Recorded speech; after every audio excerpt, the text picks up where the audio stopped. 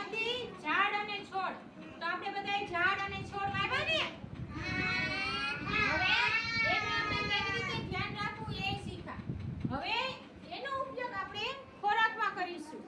બરાબર? તો જે આપણે જો આ બધુંય શાકભાજી લાવ્યા છીએ. આ છે વેરી ગુડ. આ છે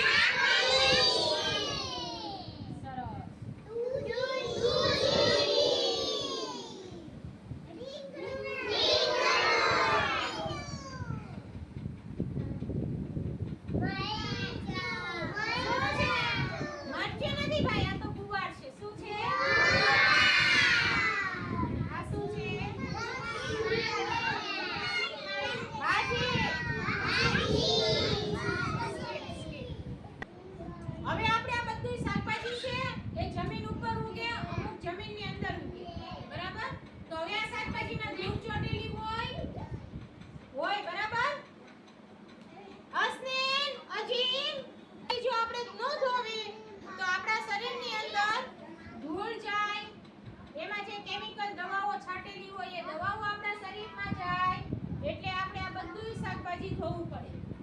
બરાબર? ચાલો હવે મોહમ્મદ અલી અહીંયા તો ભાઈ. ચાલો. આ શું છે? દૂધી. Very good. દૂધી. સરસ. બેસી જા. નાજીમ અહીંયા તો. ચાલો અહીંયા આવો. દૂધી.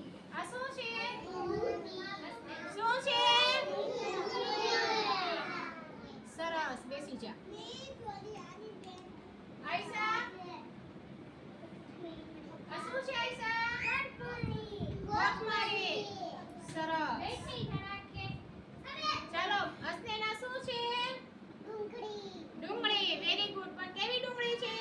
લીલી ડુંગળી.